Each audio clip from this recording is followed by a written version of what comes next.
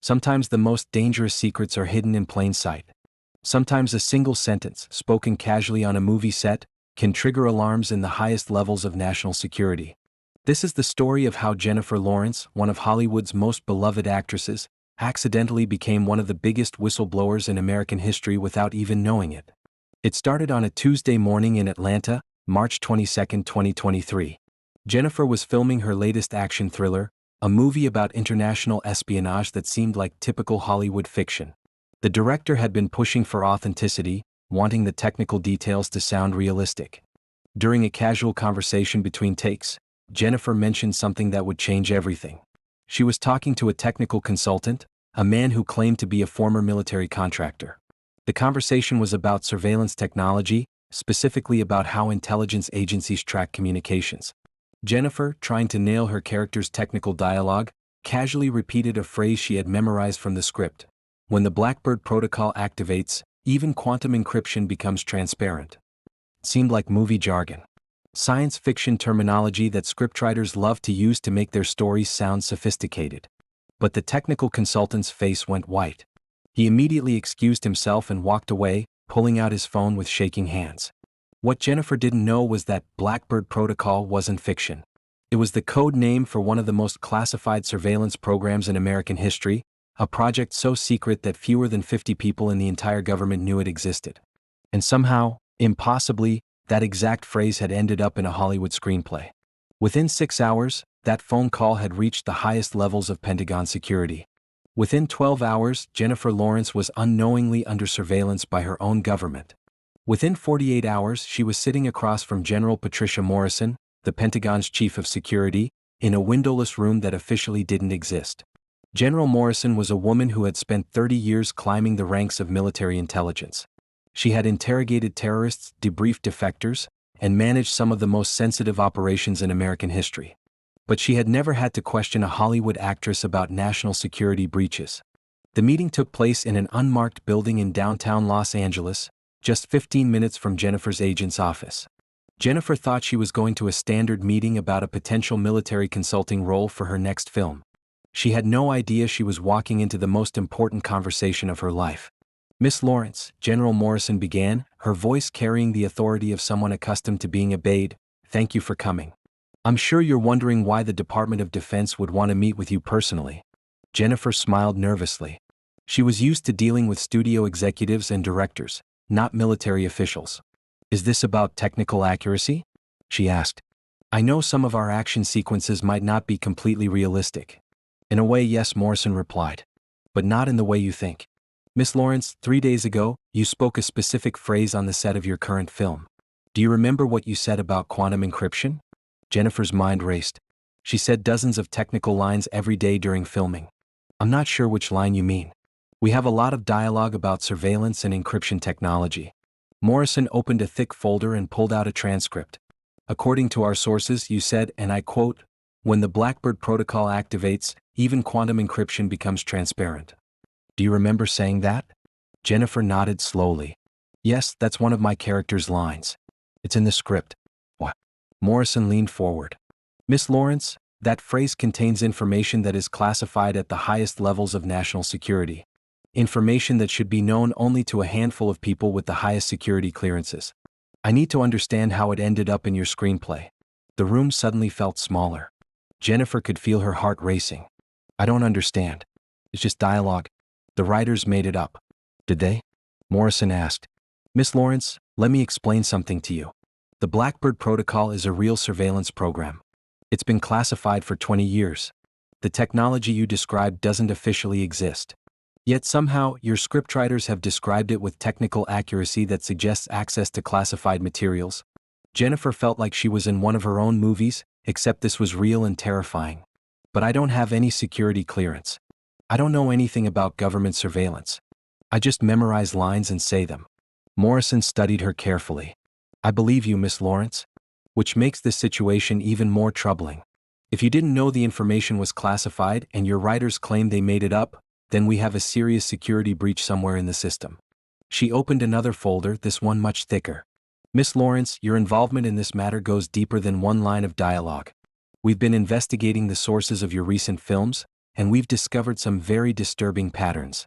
Morrison spread out a series of documents across the table. These are the technical specifications mentioned in your last 4 films. Surveillance techniques, weapons systems, communication protocols, encryption methods. Every single one of these references corresponds to real classified programs. Jennifer stared at the papers, feeling increasingly overwhelmed. That's impossible. These are just movies. They're entertainment. Are they? Morrison pulled out a tablet and showed Jennifer a video compilation. This is a montage of scenes from your films over the past 3 years. Watch the technical details mentioned in each scene. The video played, showing Jennifer in various action roles, speaking lines about military technology, surveillance systems, and intelligence operations. What had seemed like creative fiction now appeared sinister when viewed together. The probability of this being coincidental is essentially zero, Morrison explained. Your films have mentioned 17 different classified programs, described 12 weapon systems that are not public knowledge, and detailed surveillance techniques that are used in active operations. Jennifer's voice was barely a whisper. What are you saying? I'm saying, Miss Lawrence, that someone has been using your films to systematically expose American intelligence capabilities. Whether you know it or not, you've been turned into a weapon against your own country. Morrison stood up and walked to a wall monitor. Let me show you something that will help you understand the scope of this problem. The screen displayed a world map with dozens of red dots scattered across continents. Each of these dots represents a location where intelligence operations have been compromised after your films were released. Each dot represents agents whose covers were blown, operations that had to be scrapped, and in some cases, people who died. Jennifer felt sick. That can't be because of movies. People don't base real operations on Hollywood films. Don't they? Morrison switched to another display showing news headlines from various countries. Local authorities use Hollywood tactics to expose spy network. Intelligence officials arrested after film reveals their methods. Government surveillance exposed through popular movie scenes. Morrison returned to her seat. Miss Lawrence, hostile intelligence services have been using your films as training materials and operational guides. They study every technical detail, every procedure, every piece of equipment mentioned in your movies. And because the information is accurate, they've been able to counter American operations worldwide.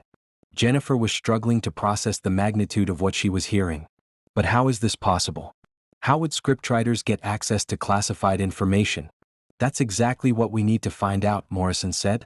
Miss Lawrence, I need you to help us trace the source of these leaks. I need you to tell me about everyone who has access to your scripts, everyone involved in the technical consulting, everyone who might have inserted this information. Jennifer tried to think clearly despite her racing heart. There are so many people involved in making a movie. Writers, directors, producers, technical consultants, military advisors. Any of them could have access to the scripts. Morrison nodded. We've already started investigating your production teams. But we've discovered something else that complicates matters significantly. She pulled out yet another folder. Miss Lawrence, how much do you know about the companies that finance your films? Jennifer was confused by the change of subject. My agent handles most of that. What? Because the money trail leads to some very interesting places. Morrison displayed a complex chart showing corporate structures and financial flows. 3 of your last 4 films were partially financed through shell companies with ties to foreign intelligence services. The room seemed to spin around Jennifer. What does that mean? It means that hostile governments may have been funding your movies specifically to extract and disseminate classified American intelligence. You haven't just been an unwitting whistleblower, Miss Lawrence. You may have been an unwitting agent of foreign powers. Morrison leaned back in her chair. Let me paint you a picture of what we think has been happening. Foreign intelligence services identify promising young actors. They arrange for those actors to get roles in films with military or intelligence themes. They provide financing for these films through untraceable channels. They plant technical consultants and advisors on the production teams who have access to classified information. Jennifer felt like she was drowning. But I chose these roles. I auditioned for them. Did you? Morrison asked. Miss Lawrence, look at your career trajectory. 5 years ago, you were known primarily for romantic comedies and dramas. Suddenly, you became the go-to actress for military and intelligence thrillers. Did that transition seem natural to you? Jennifer thought back to how her career had evolved. It had seemed like a natural progression, but now that Morrison mentioned it, the shift had been quite dramatic. My agent said these roles would be good for my career. That action films were where the industry was headed. And who recommended your agent to you? Jennifer's blood went cold as she remembered. It had been a chance meeting at a party. A producer she had never met before had given her the agent's contact information, saying he was the best in the business for action roles. Morrison continued her questioning. Miss Lawrence, I want you to think carefully about the people who have guided your career over the past 5 years. The agents, managers, producers, and directors who have steered you toward these particular roles. Think about how many of them you met through chance encounters or unexpected recommendations. As Jennifer mentally reviewed her career, a pattern began to emerge that terrified her.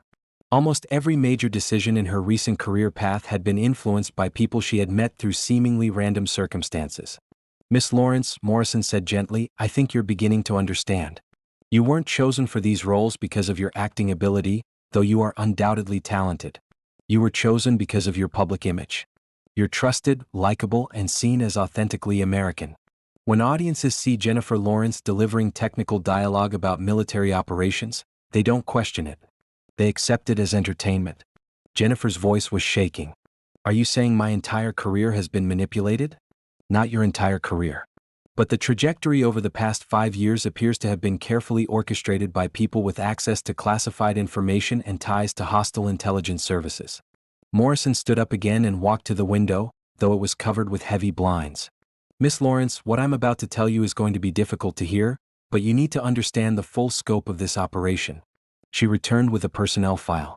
This is Marcus Webb, the technical consultant who went pale when you mentioned the Blackbird Protocol. Mr. Webb has been working as a technical advisor on Hollywood films for 8 years. He's worked on over 40 productions, always in films with military or intelligence themes. Morrison opened the file to reveal Webb's photograph and background information.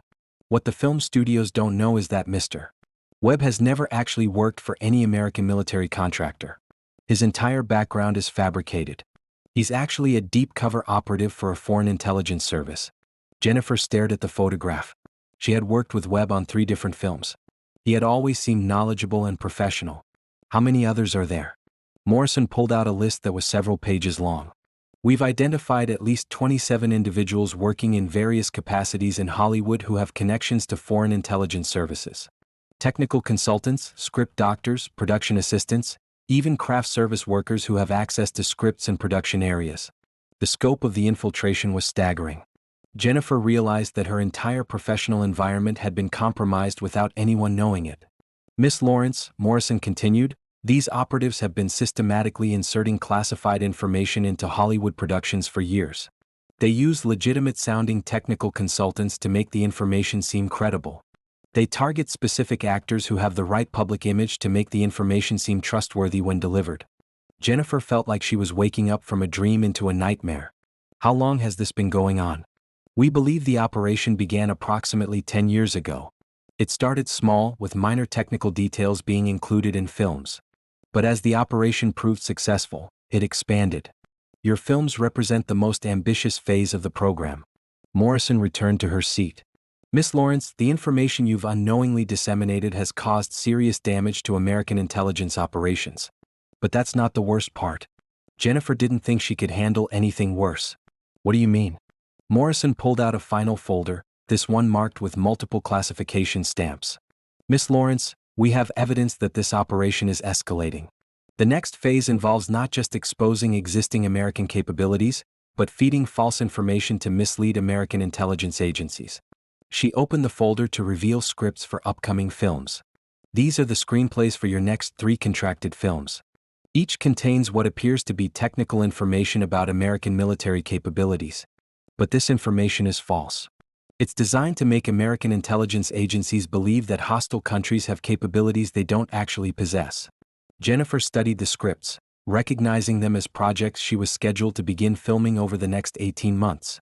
If these films are made and released, Morrison explained, American intelligence agencies will base their assessments and operations on false information.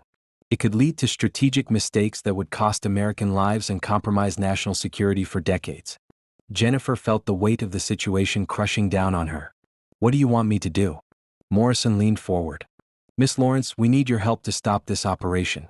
We need you to continue working with these people, but now you'll be working for us. We need you to help us identify all the operatives involved and gather evidence of their activities. Jennifer's mind was reeling. You want me to become a spy? In a sense, yes. But you'll have full government support and protection. We need someone on the inside who can help us understand how this network operates and gather evidence for prosecution. Morrison pulled out a secure phone.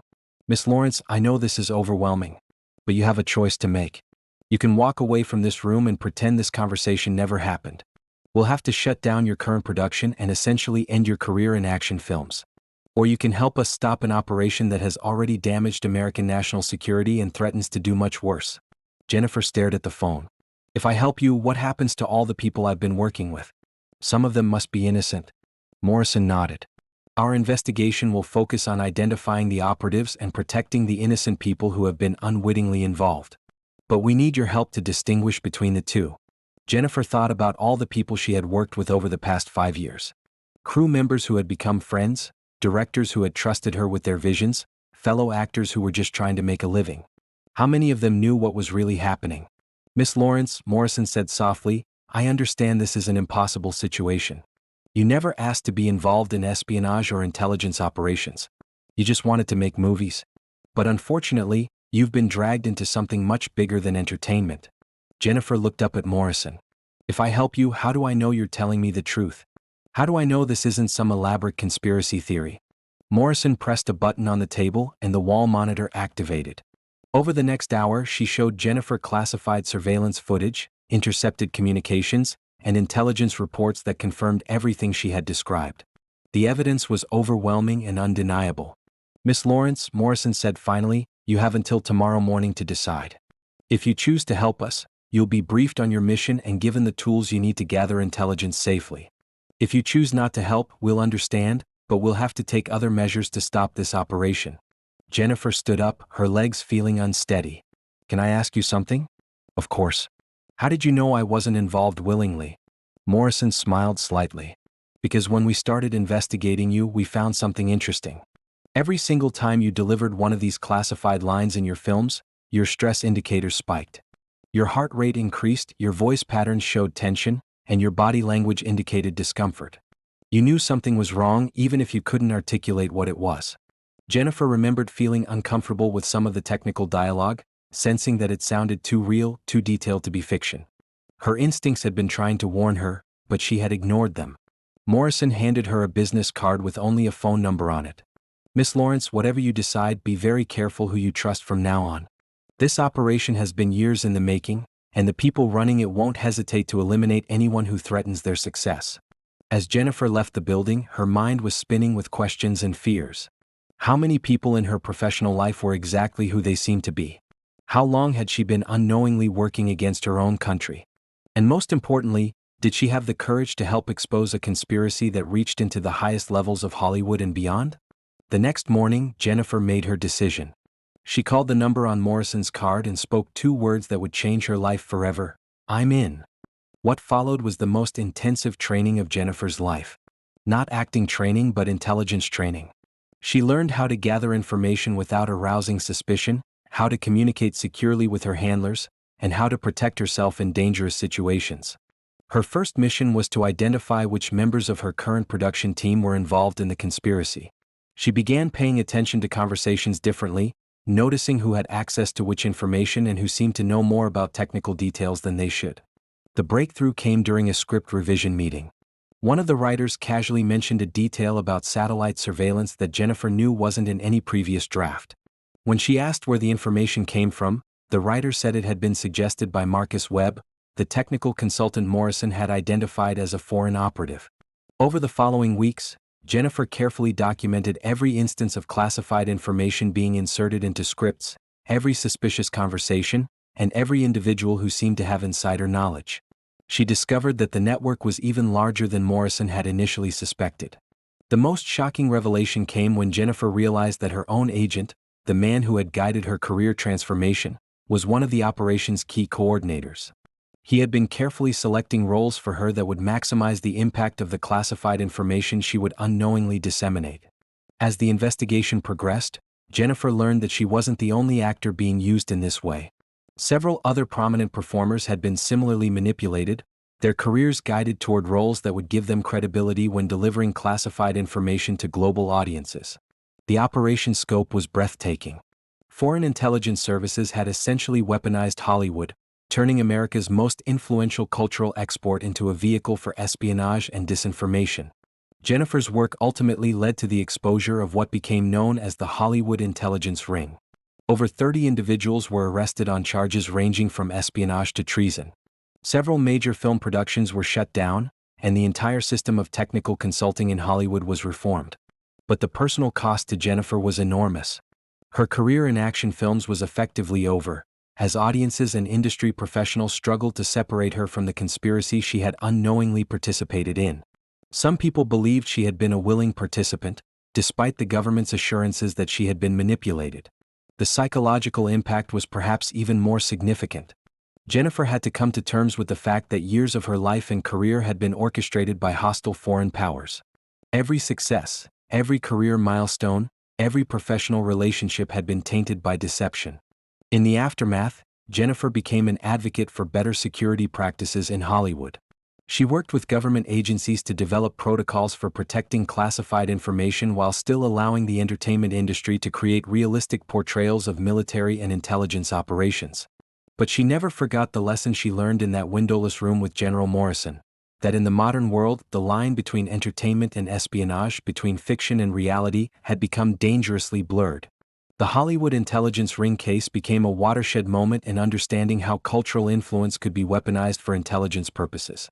It led to new security protocols not just in Hollywood, but in entertainment industries worldwide.